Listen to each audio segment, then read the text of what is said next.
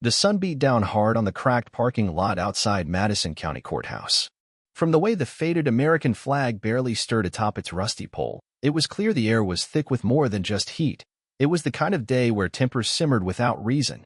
Nina Caldwell stepped out of a modest gray rental car, her navy suit pressed but unassuming, her black flats whispering against the concrete as she moved with measured calm.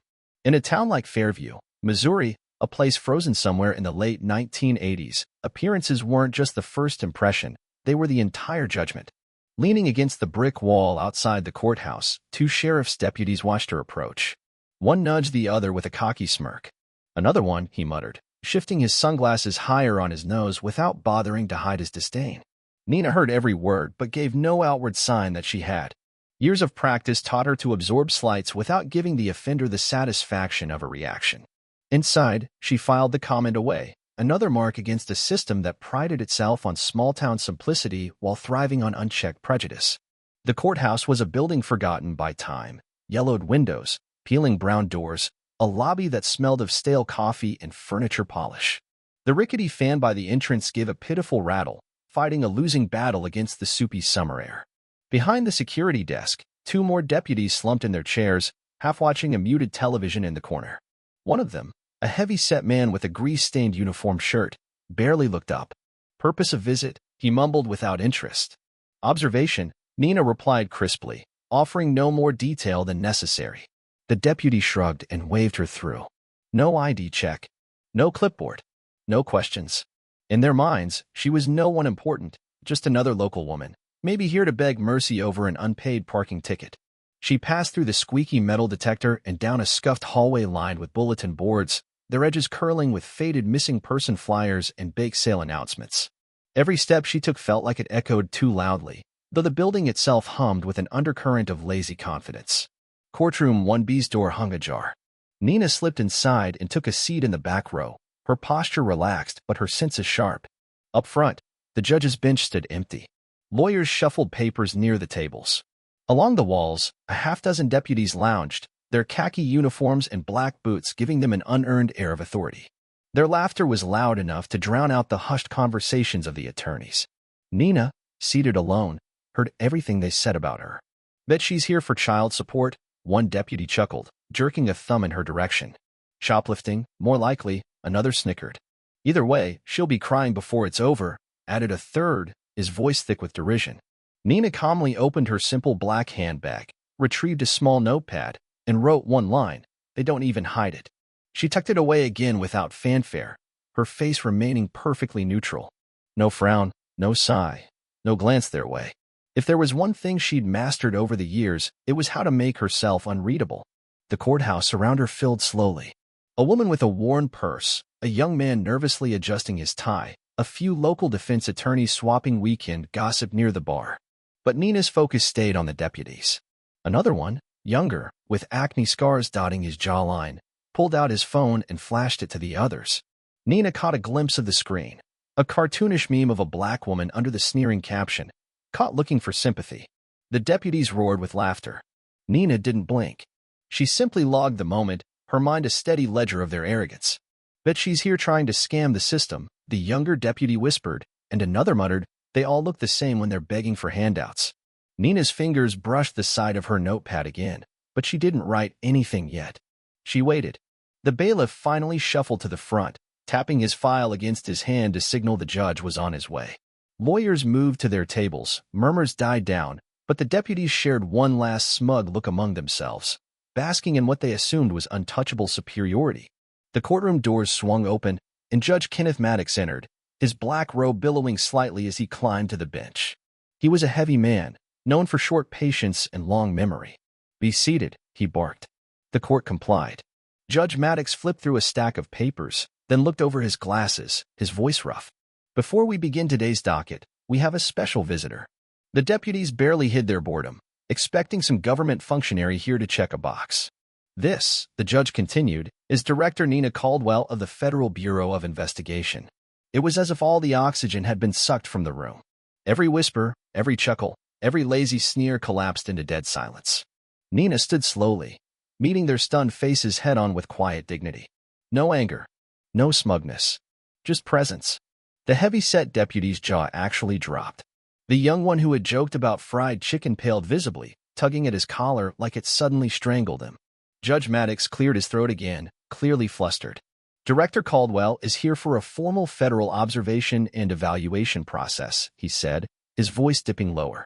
Given the serious nature of recent complaints, the gravity of the words landed harder than the gavel he'd just slammed.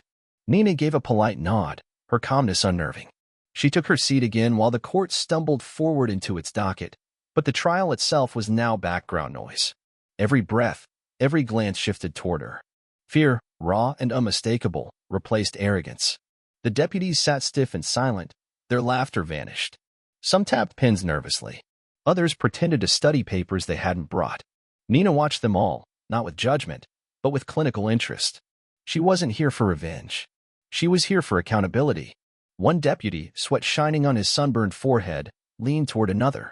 Maybe she didn't hear everything. She heard, the other hissed. Of course she had.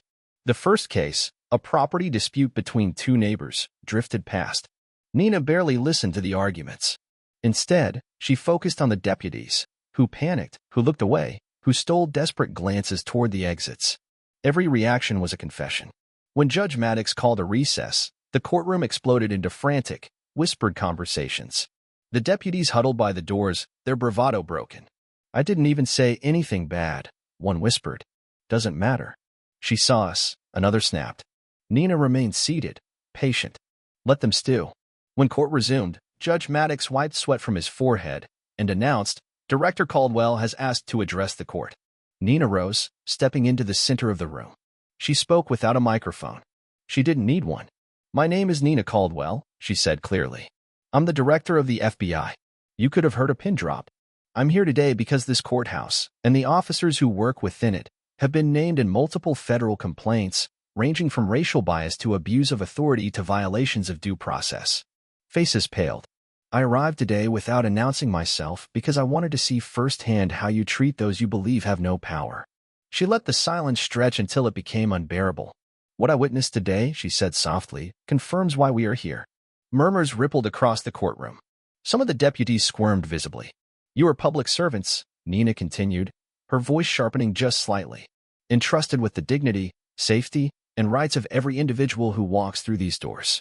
She turned her gaze directly on the cluster of deputies. That trust is not optional. It is not something you earn once and spend forever. It is something you prove, every day, by your conduct. No one laughed now. Judge Maddox called another recess. Nobody moved quickly. Shame weighed every footstep. In the hallway, Nina watched the ripple effect unfold. Deputies clustered in frantic groups. Lawyers whispered nervously. Court clerks tried to vanish into their papers. A few minutes later, plainclothes federal agents began filtering quietly into the building. No fanfare. No threats. Just silent, efficient presence. One by one, the worst offenders were named. Deputy Harold Gentry. Suspended pending investigation. Deputy Ryan Fisher. Suspended. Deputy Clayton Moss, the one who had laughed the loudest, scoffed. All this for a few jokes.